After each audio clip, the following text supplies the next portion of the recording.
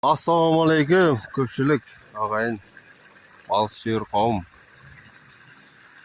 Самоток шығарамыз деп өткен видеода қойып едім. Мына бошкаларды жалғап.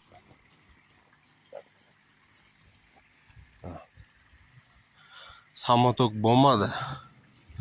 Мына тикесіне қойдық. Тикесінде де шықпады. Жатқызып та қойдық. Ұзын. Дәл ар жаққа да 15 метрден асық болды. Сонда да тартқан жоқ.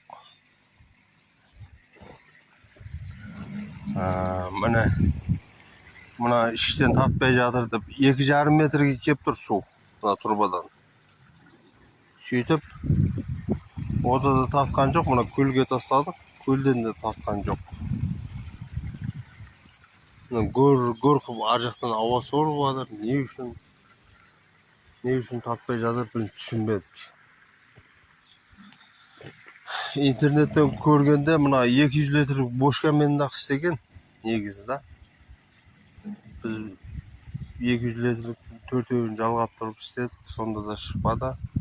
Әуере болмаңыздар.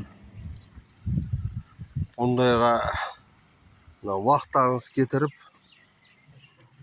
әрекет жасап жүрмеңіздер.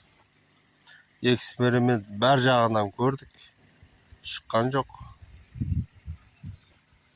Болмайды екен, насос қоймаса. Аман сау болыңыздар.